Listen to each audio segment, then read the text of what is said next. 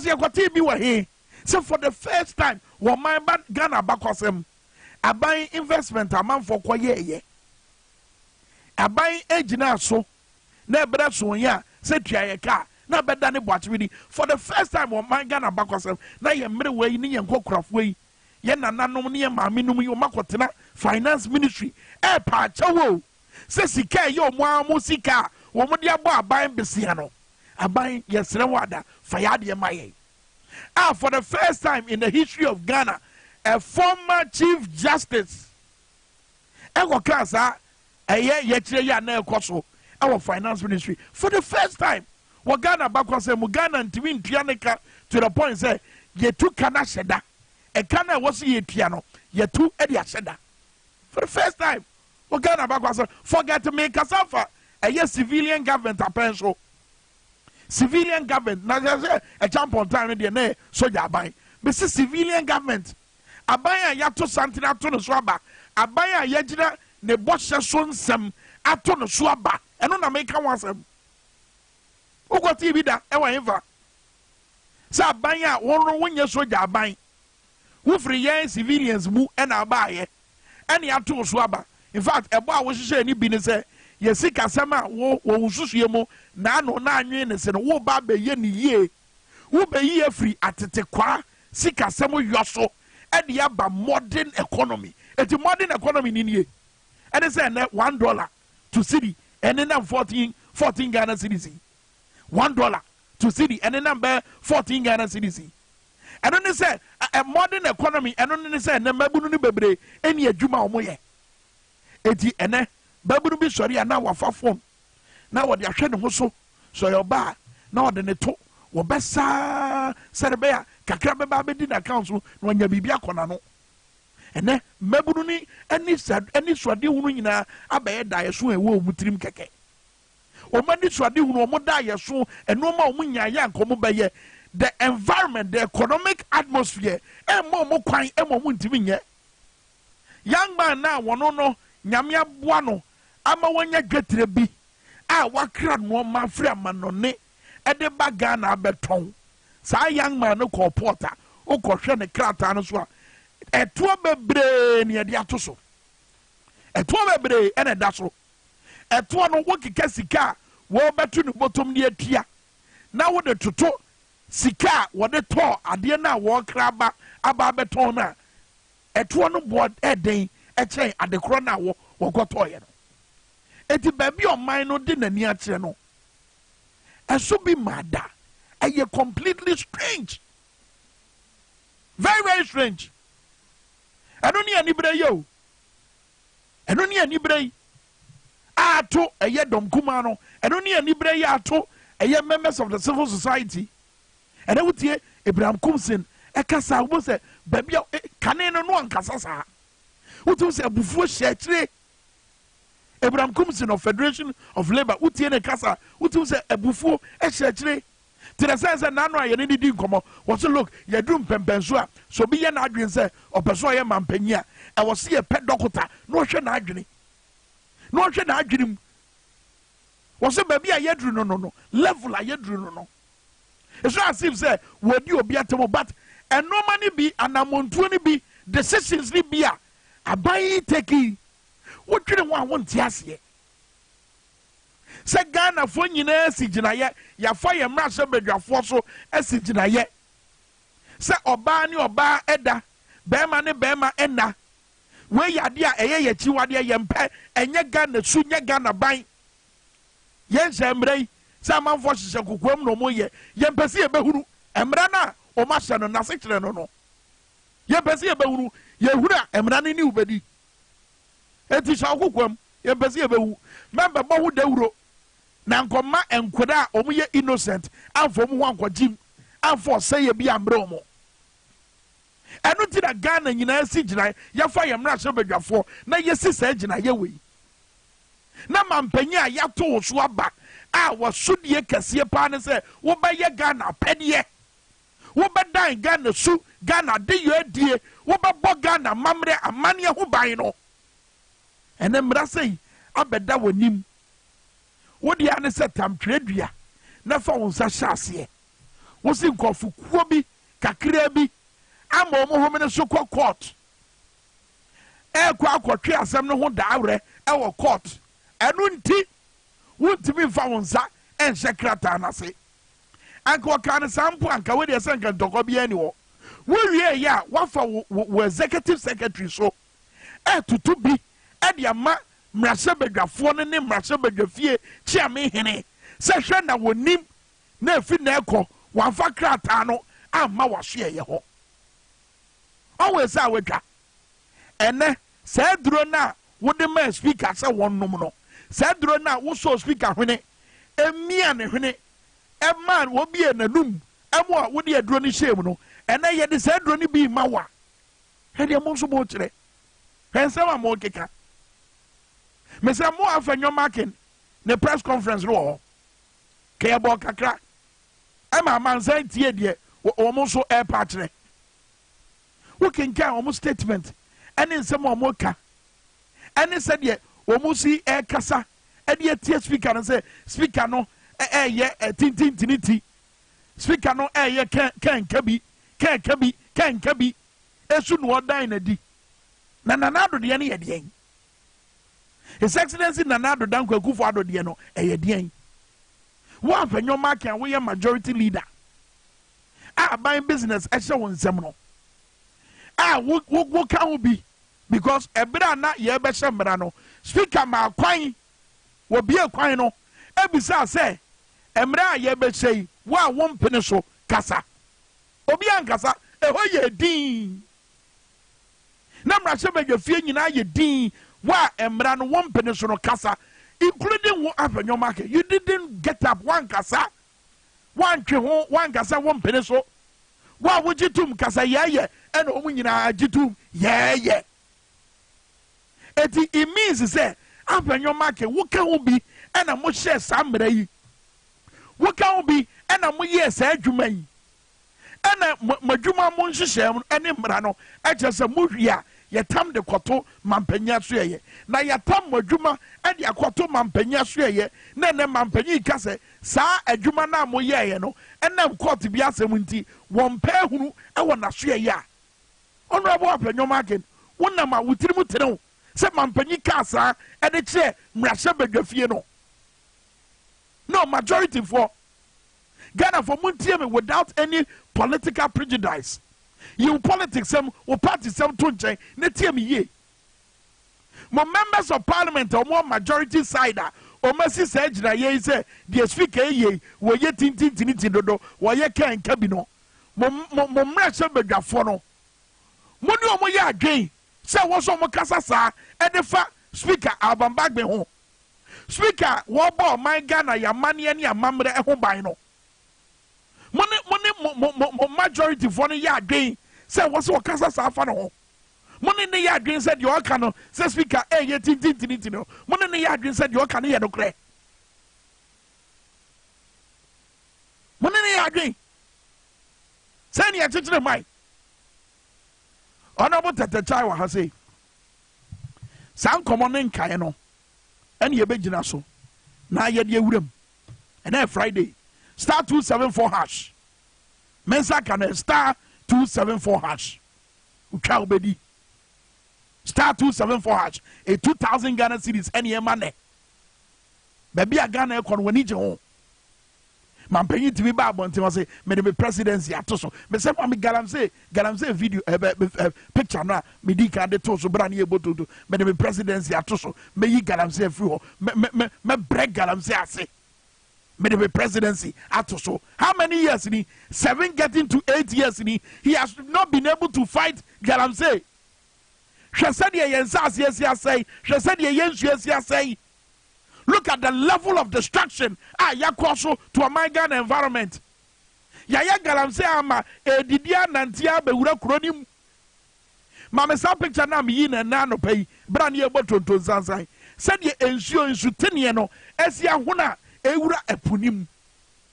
And like I mentioned earlier, Mercury now omo de galamse no enwe bi fransuo yimu ekopunim. Epunim so na ya fare for no woman nama omukoyi nam ede breye na ye koto dokono esantenia yato meko ato nchinam e de aka ho na nchinam nso a yenkodi a mercury wom na abekuyen so is the press no kamya kasemi no one kasa ya one analysis ebia de wo mitirim no wo so beba utirim ebia de wo mitirim no wo so the same thing beba utirim so bi konum sense you na we ya kwachi na ye de bra na kware na bibi yewa and na hwan so and asade na be yewo think about it the wo mitirim ebia wo utirim I no go say am o mani abre akwa na wo ayi horo na ni abre wa fa paper de pen wo betwe Prince Minkah oboa unyame Ebraso ona mo tetecha abada kromu nye enye nti traffic ema ona mo tetecha wenjima pia antem anka public transport ye adwuma said ye wo say ye adwuma say no aso ona mo tetecha ehura tena bus mu no aba ha ba nya adwuma keteke nya adwuma ekwan nso nkete said the colonial masters ja kwan ewo osu ane ne potem ha no saa ne agya no nkete asinesini ya kwan nyina te say London for the asinesini kwa honorable mache aminya bibi aboko de nyankopo adom anope mamimfa enchia kese ma etiefu nyina traffic na enumpo sunse video de okra onim tama nankasa beji ne yi ntimi du baabi na aka ne se no nankasa onfo na mi si ya no minim se mo fansa o honorable ye twen o nje wase mi fa moto ntem that's right and we be mo okay ye ban komodo so ma me ni Dr. Jonathan Asante Ochre eni nkomo tew wo sa na mo na na se bedwafo no etu se omo pese omo impeach eye president Akufo-Addo realistically ebe ya adwuma I mean dia na che boa be na beboa wo ye nkomo ya ye di nyina mo doc ye mo ache mo akwaba ya mo ni akwa me do so e bi bia boko de e kasa ya che no kwese mo twa me abo ene de enye yo it's not a dozo different radio and TV stations and not from sir yeah anyway I anamon ya dom kuma no pese omutuo se omu hwan mampanyi ase akonya no wogiri se befa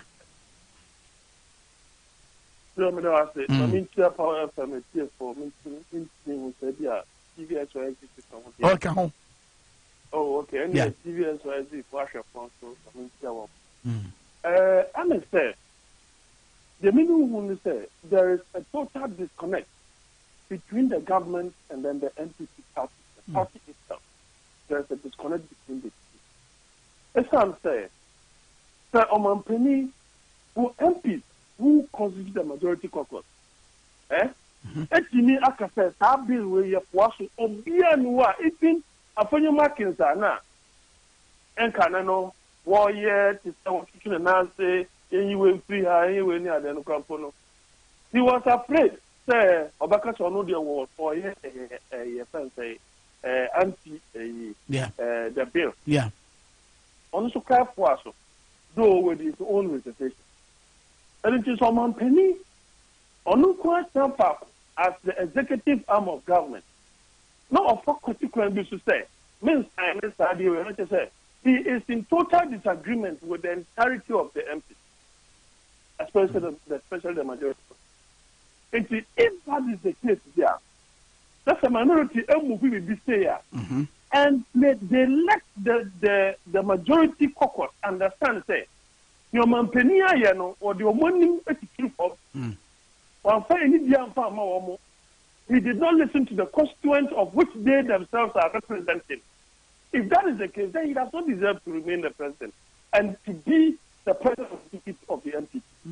After all, they have a new party leader, and that is just about me. So the president who has just become a lame duck, he is rather putting impediment in the future chances of the NPP in the 2024 election. If that is the case, this is how the argument should go. And Aban say, Aban Ewo Kukum, young firm PSA, voice we are now say, division answer. Yes, here, two Aban, Taku to test. As a secret ballot, the president will lose. Hey, sir. Oh, yes. If they get there, and Speaker of Parliament insists that their standing orders say, at this way, because of security implications near the end. Then you be business and I say, I'm thinking, I don't say, yeah, daddy, the moment you're too swabber. The president will be out of problem. But say Kobasa for so bene so beba Ghana. I mean, Oman Ghana. After all, President, this is the last 10 years.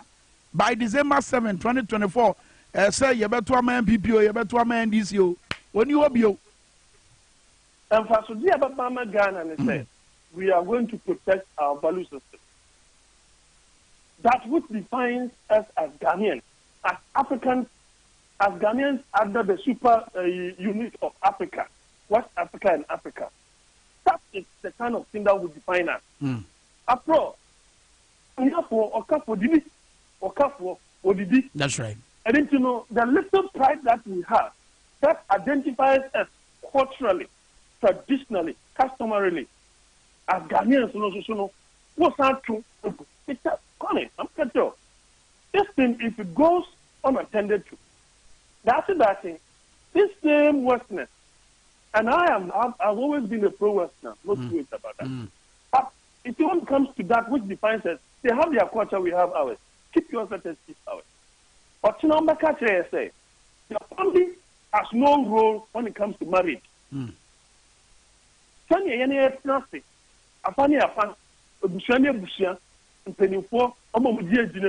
Witnesses near them.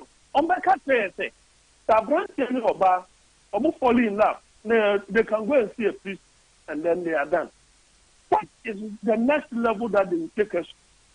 And then, unfortunately, we have a president who by name and by physique is a Ghanaian, but in terms of the mentality, a European. The mentality is a European. So he cannot conceptualize and accept the value system that defines us as Ghanaians. Well, that is his problem. And unfortunately, those who have surrounded him in terms of Nekokos, his land, Gabio Sedako, Onuso Slange, the former finance minister, they say, these are the hardcore support base. The court of Sahindri, almost endlessly the MPP and the government. Well. But yes, it's just unfortunate that we've got it where we've got it. Yeah. And if I'm telling you on repeat to say, the president, the impeachment is secret. By a two Petemudia, Emfa. Because there was security implication. It will say, and come on to the Kukuamo. It should be a secret ballot. Okay. It should be a secret ballot. Okay. And you see, Enra Kramponomika say in a very cynical way, some have suggested that the president should have resigned by now for his vice president to continue.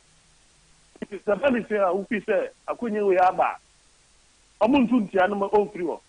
Well, anyway, Doc, Yanvanzia, Yanvantina, Nanka, many honorable Tatechai, and also El Studio, and Dr. Jonathan Asantiotre, and a Kasawo, why Checheni, a year University of Cape Coast, lecturer, University of Cape Coast, so a political analyst. Yan fan common and fawa, Nafe, Yadi Abesi Abatuo, and Sensemna Sana, Yadi Gumediano, Abanawe.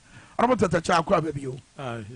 What for Parliament on? What you said, your normal AC come back and forth. Was an Attorney General didn't have a shim. Now speaker fire, now we have fire. Am I for Parliament on? Oh, well, and there met me, I can say, me free Parliament. Confess. She knew one more. I Jimmy say, Miss Uncle View. Yeah, say a Jumana be mine for a good 2 terms. Yeah, maybe some if he say. Suma misum humban for so am mine. Matthias, if he say memory no so no development be about mine, especially through late President Mills and His Excellency John Dramani Mahama. Yeah, and I was when him say that time number roads and transport. Most of the infrastructural development. Yeah, so enemy. Because say now champion. Storm drains. Oh, minya. Kasa 7 sa. Your mama, why you my power? Hey, Mekaipa, look, the share interchanges, your share airport development. the share port, even the last one, MP, Terminal 3, Terminal Port, Port, Oh, yeah. John Dwabo Ase. It's a Dwabo, but I make a drama name, Sanomana, and who go so nase. Titi wa anti-gay bill ye, and then come ya kofa bay. Minya, Yabeka anti-gay bill. In fact, I shall see no. And you must still have no money buy, but I predicted something. And I said, no, so abem. Say, yes, say, you best start is a bill. Who share the posture of the majority, MPP, government officials, any parliamentarians are. They were apprehensive. No moon per se, omudium a beji near minority for led by Sam George Adebano. That's so much. Exactly. And I predicted, say, look, yes. Okay. And I predicted, say, look, the way of minor, a fast seminal, ya himful, ya software, imams, civil society groups. Send you beer, ya wulo moninya manyamasan mosia fa asemino. The MPP minority in parliament, you know, ombe to say or move for Amrano. So you know the reason why? That's right. Because at that point, you know, any member of parliament are obeying who every Saturday anymore, automatically obey losing his seat. Because this is an issue where no Ghanaian will tolerate. What you say? The Ghana for Akumas. Exactly. Inti no beer share MPs no. A kwanswa ombe fa sa LGBTQ no ombe young wejuma. Na edu baby no. Ubon say u bisa MPP impenyimfo na no mu twetwe mu na ase. But a cop a parliament ade no ko ye critical wo hodo o share senior speaker or see handle issue no. Everybody was compelled. And you know, me say within parliament, you know, there will be consensus building. But outside parliament, that is where the problem will come. Outside near Hefa. The presidency. Okay. Because look, at the end nyane say yamfuaso our parliament and SCSA as a majority party, as MPP members of parliament. Yanshwe year in the next John Mahama government, you know. Six no yet to me 5. Say ye can't say Sadia no. Yen supporting our parliament. Yeah. So the support in parliament, you know, for me was just a political. Political. Wow. Within them, they didn't have the love. Say omu share or mine, your traditions, your norms, and yeah no motion. But no one interest robo. Now we share the current majority leader. Even after the approval, no, we share in some kika. Yeah, it tells you they are not agreeing on mukra, but no money no muslo say omo yet say omo support our parliament omo sits in no Ghanaian will forgive them. And that is how I didn't akudi. Now omo ye no say Jubilee House in India. Say President na sign na ni ombeka ni say o enye ye o yen ye party ni de yen majority MPs are your parliament ni de na ye for aso but your president no any vice no omo na omo say den omo de omo for aso nti I predicted this thing and best 3 days ago na me those stations have been call no omo say hey who can say no say yes parliament ya try on muda and we know the demeanor, say issues bar, who share majority side, who share minority side, who share baby a 7 over copy, who from gestures or money. Yeah. And to me, from the onset, I knew, say, within parliament there will be consensus. But where the challenge will be is the presidency. It's a baby a yedri, our presidency, I just say, on crowd, the Embrana, Yatregu Kratano, Wabra war transfer court, Bedi Hundmano, when a speaker. And fakrata na many fiono our twatry baby and the speakers why ye and they are for the ministerial appointment no and fan ye kikakwe. You see, when you have a lawless president, the entire nation suffers. When you have a lawless president are on per se or the or minor constitution mra ebeye ejuma no it is the people that suffers and now me know ka say your ministers say was say approve yeah omunko ye omo ejuma yeah yenim say o man de omo egu o man dada but we still need their presence in the ministries to ensure say kakra na aka no at least on be bon ban kakra until December 7th ebe yi omo efri hon mo but because of the intransigence of the president say ombu yen timamufo no ombu the constitution of the Republic of Ghana nti no eno ene ye nyina ye so far nti no ni ametumi aka ni say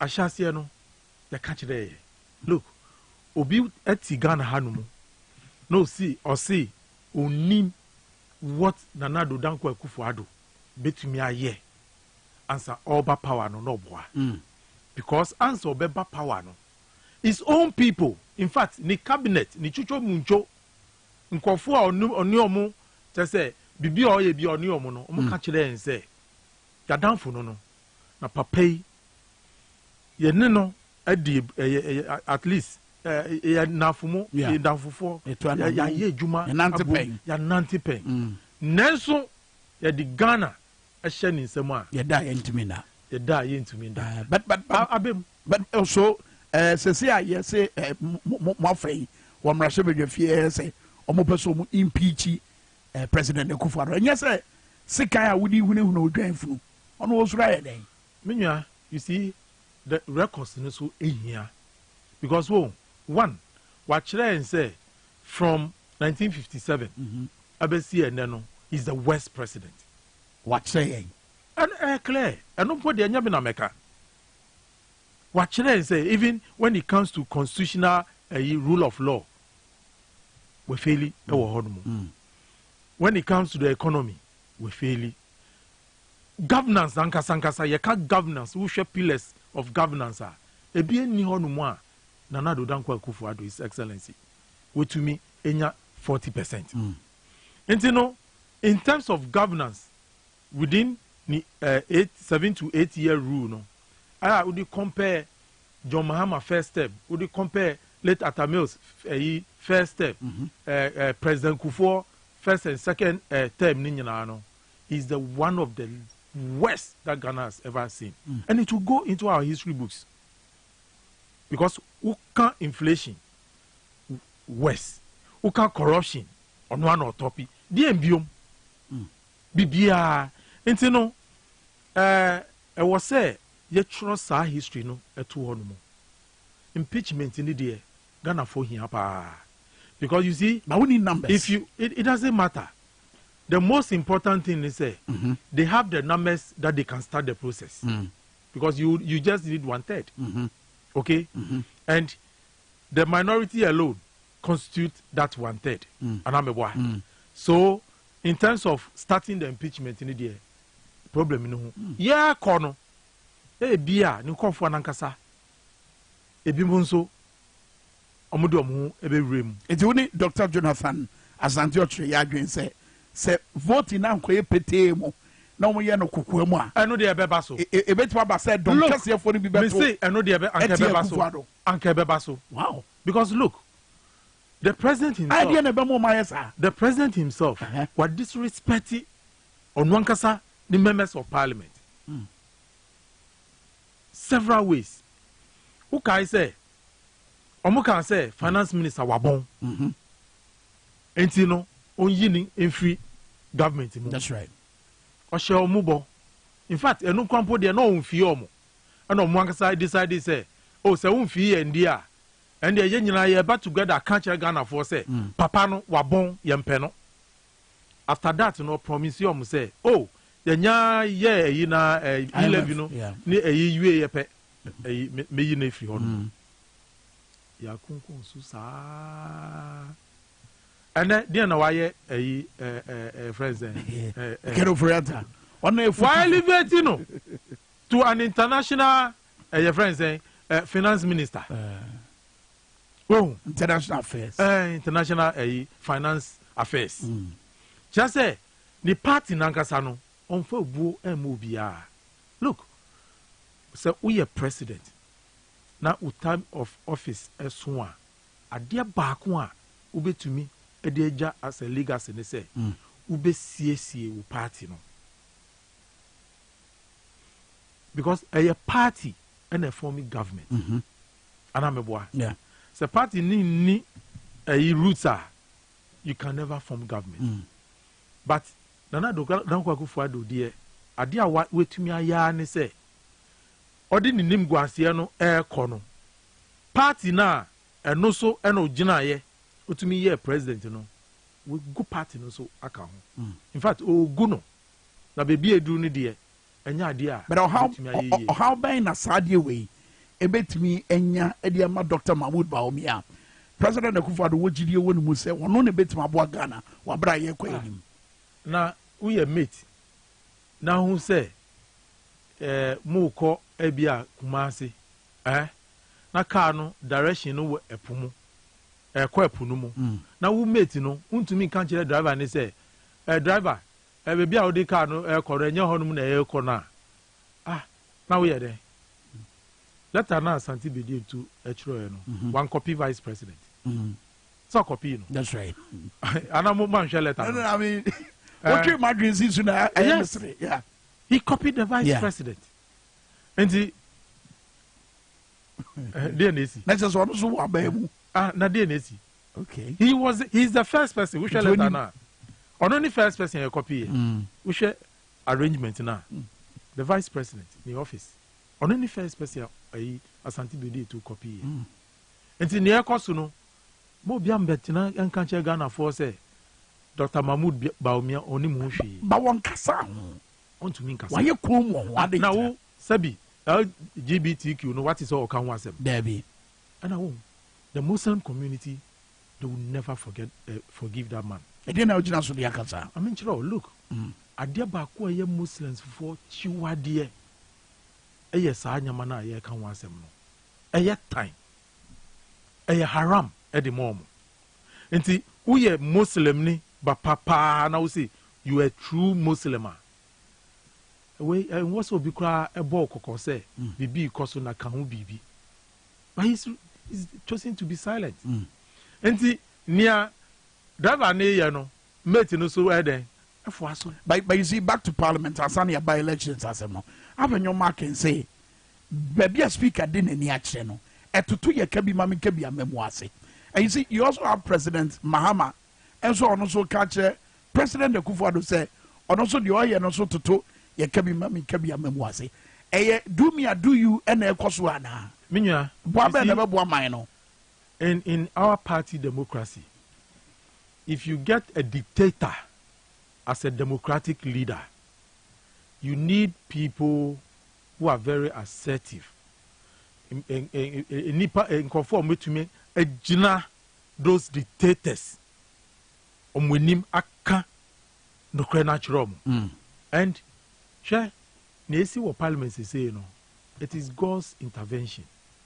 Minya yenya Parliament senior say Parliament ni sitia na nka wo. Anka me sure say Ghana for wo. Anka ne send a man for a troopy a free chrome through our airport since Anyamanyama no.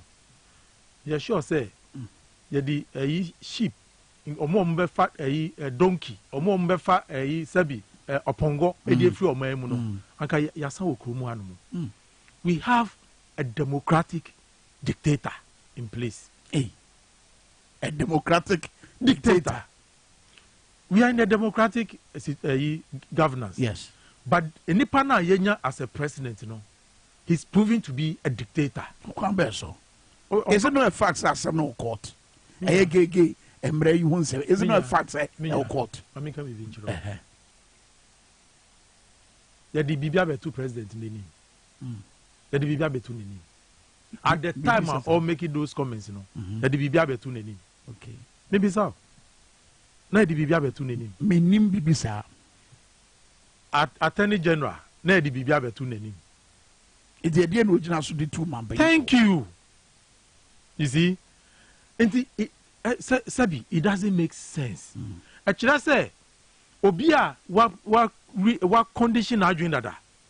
say adeɛ wei ɛnyɛ adeɛ a mɛsan ni look na ɛnɛ na ɛyi president ɔka saa asɛm yi ho ɔdi ɛyi I think Al Jazeera one of the journalists ebi saa na asɛm ɔsi woman Ghana yɛnim sɛ saa LGBTQ no ɛyɛ ɔkyiwadeɛ ma ɔmo traditions doesn't allow that even journalists know onim sɛ Ghana yɛn traditions ɛnfoa saa adeɛ no so but obisa ne sɛ ɔno as president ni ɛkɔ so no n'adwene kyerɛ ɛne sɛ dɛ na president de kan ɔka kyerɛ ne sɛ America UK no nyamanyama no nkɔfoɔ na ɛsɔre yɛ ɔhyɛ bokuo bi sɔre yɛ nti ɛno ɛna ɛma saa adeɛ no ɛbɛgyina hɔ no nti Ghana nso sɛ saa nyama no so san ɛsɔre a ɔsɛ ɛbɛtumi asi biribi saa bɛtumi ankyɛ biara ɛna Ghana yɛhu sɛ yɛnnuanom rainbow colours no ɔmo astart sɛ ɔmo si dɛn office anameboa because president no ama ɔmo guidelines as to what to do ama ɔmo guidelines sɛ moto anamo a yɛbɛyɛ dɛn yɛbɛ support but onim adeɛ baako yɛyɛ dɛ the Christian community will never forgive the MPP.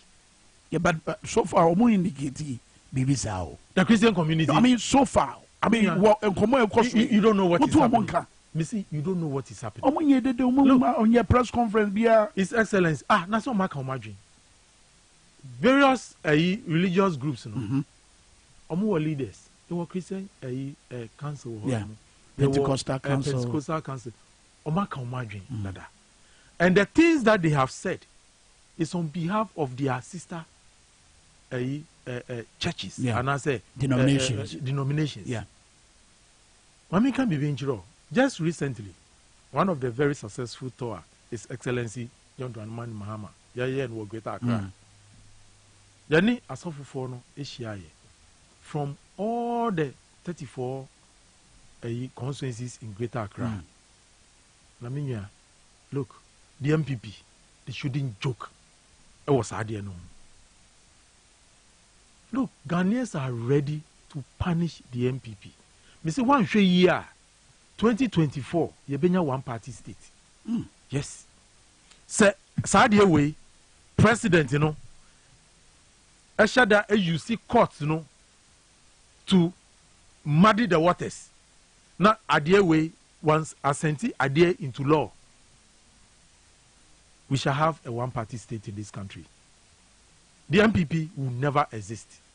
Because you see, what they are trying to do is to destroy the Ghanaian race.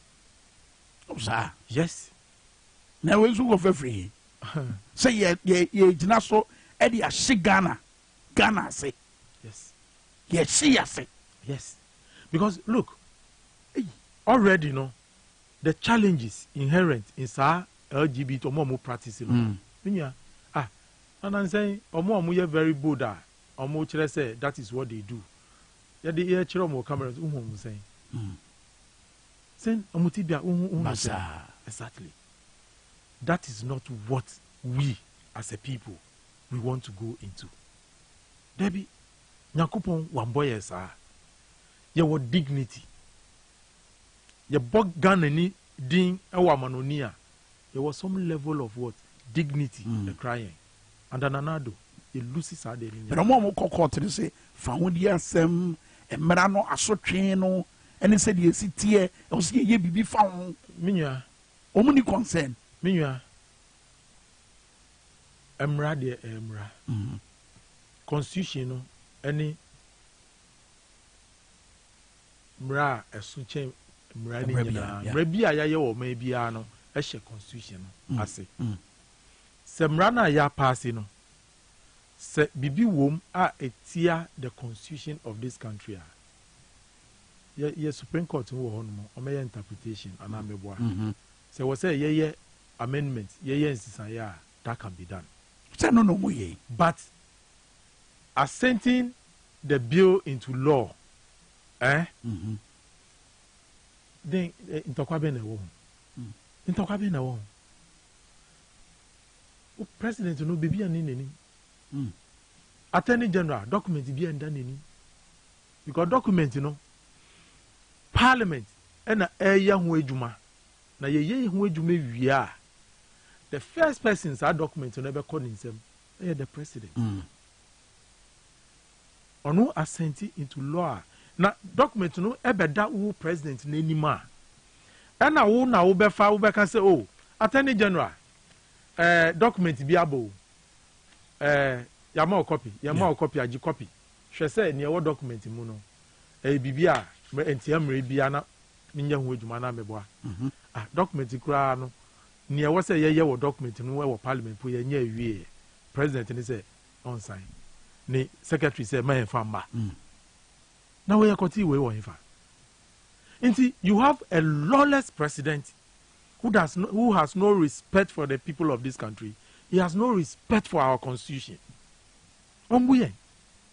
Because for you to write, excuse me to say, such rubbish, to parliament.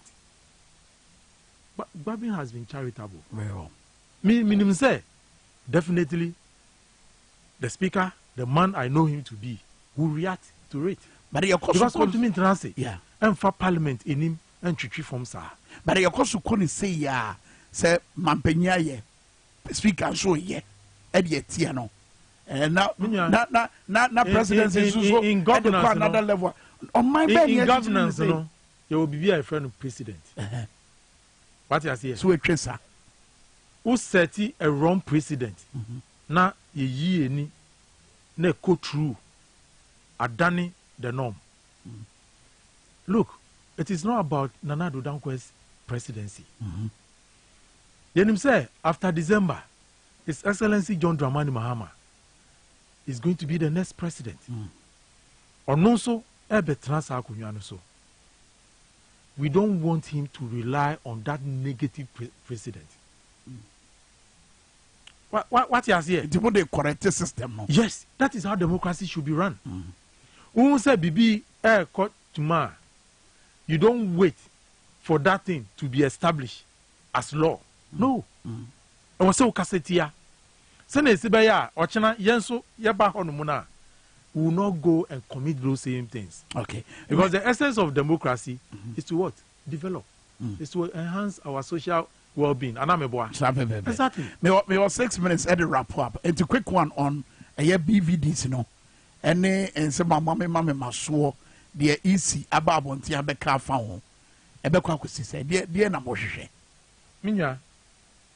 Ade ba ko a wo say ye bo NDC abaso. Ewo afia bato na ye ekonomu. Yeah. Say party no eni da honomu te say abo wo. Na ohwa the party has been very proactive. Look, from the constituency levels, from the branches, from the regional level, up to the national level, we have been very proactive. You see, in 2020, no, then what I say, look, you can't rigging of elections are. It is not only what happens on the election day. Okay, in fact, you know, ya dream say ya can't abano. Oh, we are 20. I cultural 21, now 22. And yet, no pay any the rigging of elections. The process before, during, and after are key factors. You can win an election at the polling center, but a bedu collation center, no. Now you the police, soldier for, abe say abana, amount for atuno, anameboa. It is not about you voting and then the voting being counted. Sure. I mean, so in the last elections, getting close to the elections, Electoral Commission, Omokwako printed statement of poll. Omudi statement of poll ni ba ye no. No mo yi column no for BVD no if you hono. Last election as in 2020. Yeah. Wow. Mission my office. say nyana information nti a statement for no be send man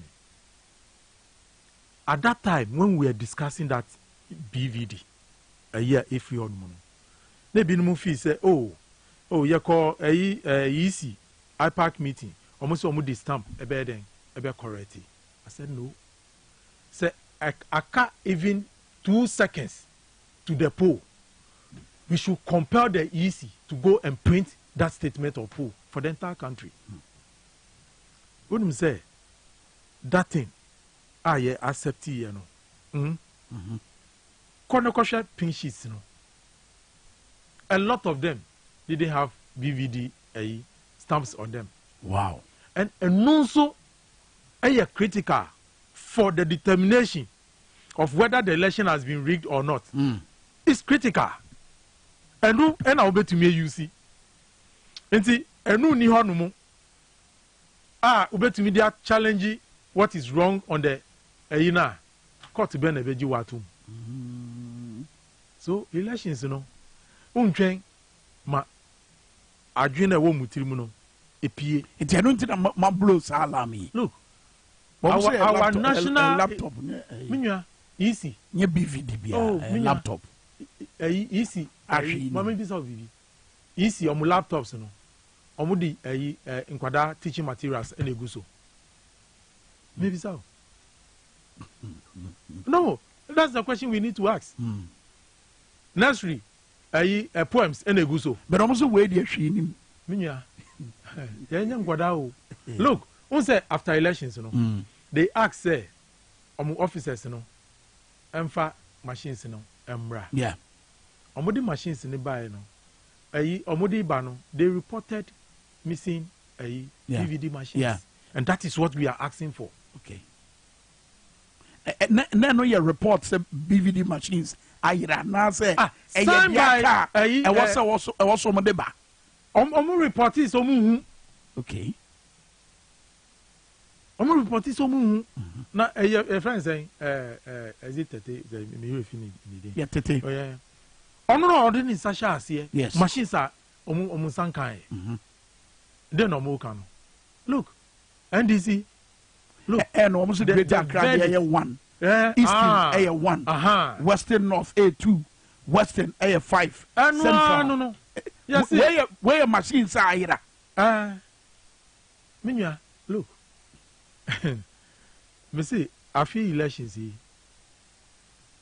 Ghana for omudi omupi biya and we will never fail them. Every step on the way, whatever the EC does, NDC as a party will be a step ahead of them. It's Michael Bibi, indelible ink issue no. The Germany kaya anka eno no. What you say?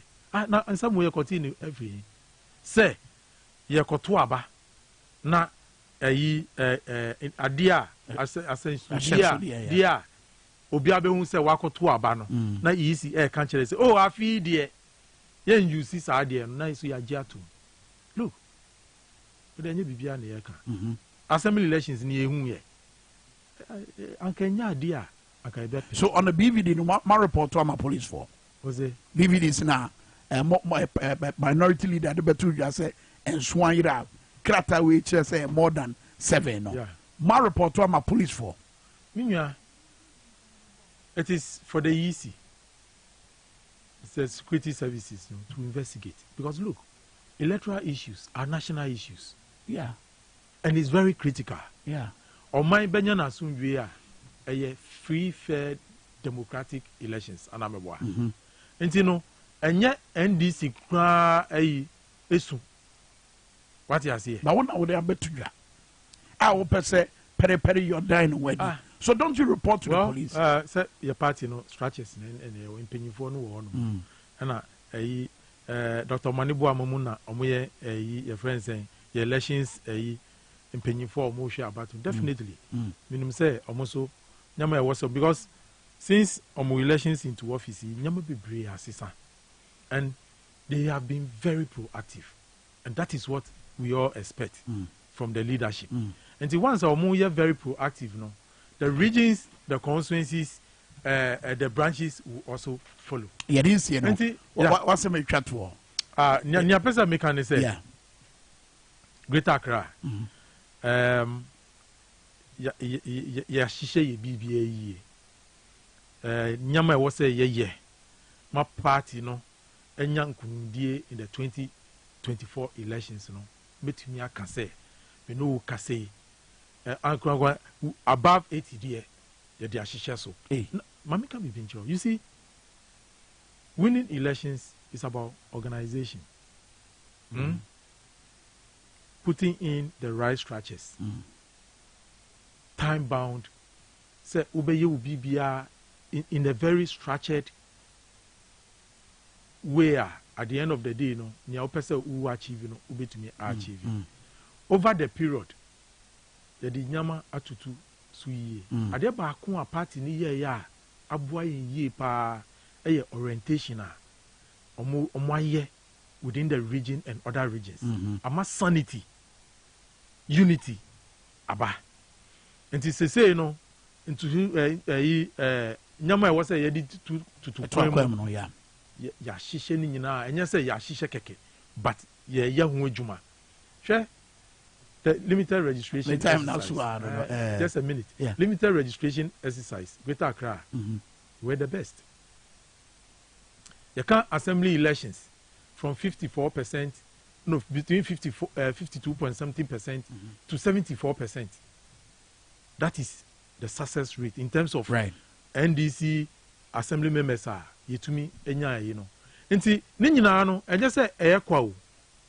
Eye nhihye ya ye de ato no ma ye execute and to be look me ade ba ko eye me dey say within the region Greater Accra region no, the wings of the party, the youth wing, the women's wing has proven to be very strong.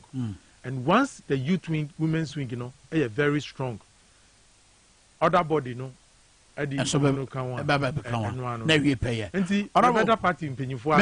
Me da ye members ni nyina say omunta echi na ye nyame bi nso a emma party no jambia no enye yi a omu freye na den omu kan kire because ye na ye leadership ni mu nti bibi na they should be free to Matthias. Me da say papa Honorable Theophilus Tetechai ono na a Greater Accra Regional Secretary Emma NDC Amanyoko no.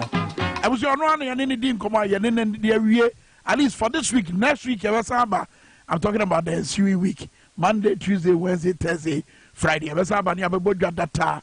I power near the Parliament morning. Everyone. Bye bye.